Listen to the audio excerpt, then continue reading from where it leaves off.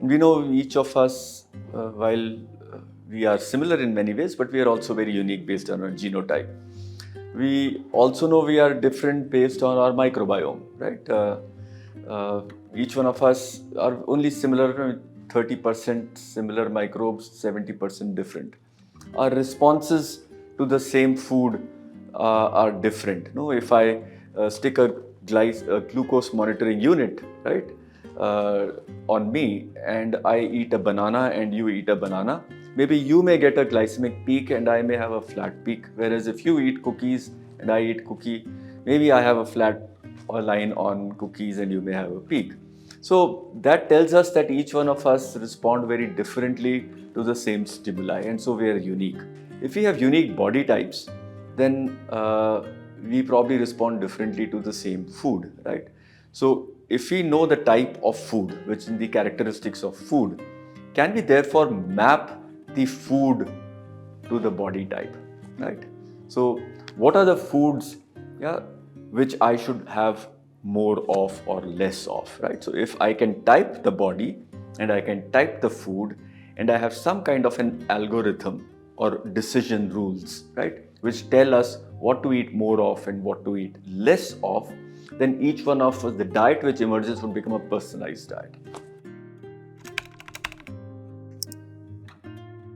The benefits of personalized diet are, see, we are living longer, as I mentioned in the talk as well. 150 years ago, the average life of an Indian was 30 to 40 years. Right? Today, it's 65 to 75 years. Right? And if we want to live healthy beyond 50, beyond 45, right, then we need to be thinking of how we are living, what we are eating. What are the guidelines today? The guidelines today are what are called as population level guidelines, right? They're not meant as personal guidelines. They're saying have 20 milligrams of iron in your diet, have 2000 kilocalories, have 50% of calories coming from carbohydrates, 15% from protein, and the remaining from 35% from fat, which is okay as a population guideline.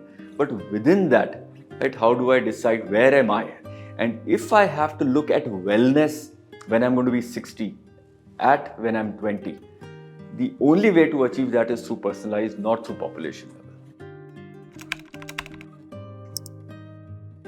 So yeah, that's a good question, because if you look at today and what are the personalization tools available to us, they're extremely expensive, right? If you want to get a DNA profiling done for nutrigenomics, right, that costs a lot of money.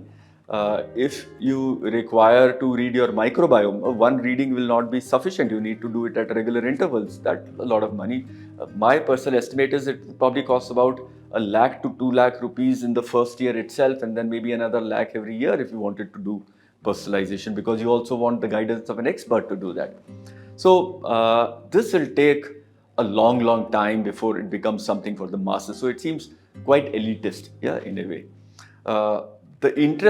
My interest and the interest of our university is that could there be an algorithm, could there be an approach which is for the masses? That can only be done through a preventive, right, personalized tool, which is self-administered for all parts of society. So that starts, we are beginning to think from that approach. That's our ground zero, right? So we're not starting at the top and say, let it percolate down. We're saying, how should we do it? And one way we are doing it is, we found Charaka Samhitas, what is written, personalized nutrition algorithms written in Charaka Samhita, where they look at phenotypic characteristics which can be self-assessed.